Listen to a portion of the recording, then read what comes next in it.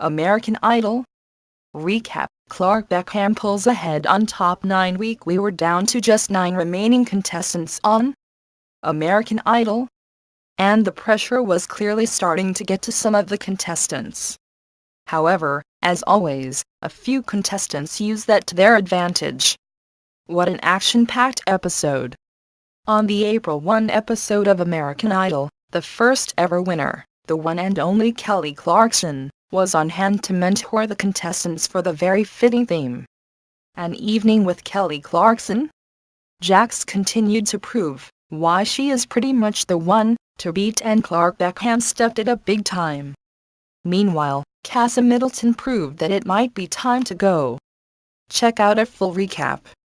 American Idol recap, and the competition continues. Tonight, every contestant is singing a song by the idol herself, Kelly. At first, an appearance by Ruben Studdard. Talk about a throwback episode. Nick Frediani kicks things off with a lesser-known song, Catch My Breath. Nick's maturity continues to work to his advantage here. In fact, I see it this week probably more ways than ever before.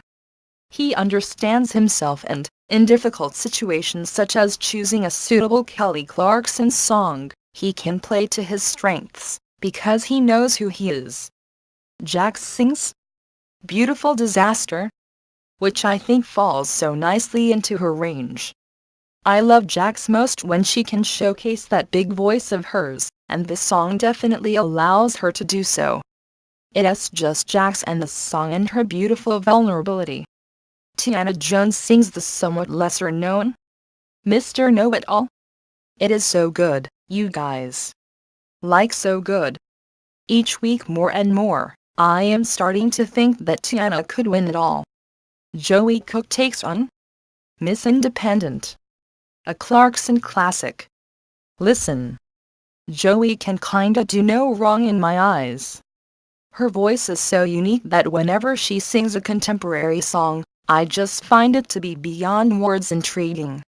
Quentin Alexander decides to go with Dark Side? I am just not really on board with Quentin's whole shtick. I still feel like he just compensating for weak vocals with high energy. Some enjoy it, I know the judges in particular. It is not for me. Casa Middleton sings Stronger. What Doesn't He Kill You? I have to admit, I got so tired of this song when it came out that I kinda couldn't stand it anymore. Honestly, Kasim didn't do much to help that. It was a cool arrangement, but the pitch was pretty rough. Clark Beckham goes with The Trouble with Love Is. I love Clark. And I love Clark even more when he is singing songs made famous by powerhouse women. I mean, is there anything more charming? Doesn't he have the best voice in this competition? That's clear, but he makes up for it with stylistic understanding of himself. So with that, Daniel CV and Raven Owen round out our bottom 2, and we now have an idol twist. Fans have the opportunity to use Twitter to choose which of them will go home. So, who will it be? Daniel, our one-time boy hero, sings first. He takes on Breakaway? Look, in the abstract I love this decision. It's risky and bold.